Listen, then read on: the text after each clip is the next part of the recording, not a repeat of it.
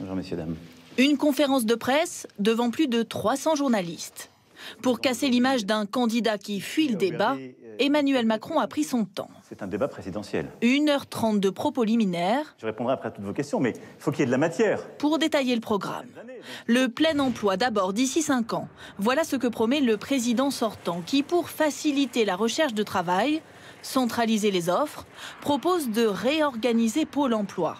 L'agence, s'il est réélu, serait cette fois rebaptisée France Travail. Le RSA, lui aussi réformé, avec une contrepartie pour les allocataires, l'obligation de consacrer 15 à 20 heures par semaine à une activité de formation. Le versement des aides sociales, RSA, prime d'activité, aide au logement et allocation familiale, serait par ailleurs automatisé. Tous ces dispositifs qui rendent notre système illisible, injuste, nous allons les réformer, les simplifier pour mettre en place cette solidarité à la source. Cela concernerait 20 millions de Français. Emmanuel Macron veut aussi réformer les droits de succession, en facilitant les transmissions directes entre parents et enfants, mais aussi avec les grands-parents, comme le proposent Marine Le Pen, Éric Zemmour ou Valérie Pécresse. Ajoutez à cela le report de l'âge de la retraite à 65 ans et vous retrouvez des propositions de droite que le candidat assume.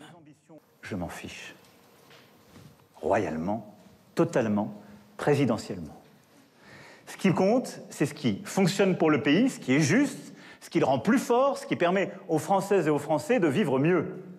Compensation sociale, avec la promesse de mener 2 chantiers, 2 grandes consultations. Sur la santé d'abord et les déserts médicaux. Puis sur l'éducation. Emmanuel Macron propose une meilleure rémunération des professeurs s'ils acceptent de nouvelles missions de remplacement ou de soutien scolaire.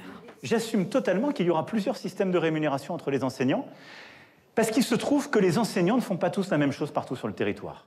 Au total, le candidat évalue le coût de son programme à 50 milliards d'euros, auxquels s'ajouteraient 15 milliards de baisse d'impôts chaque année.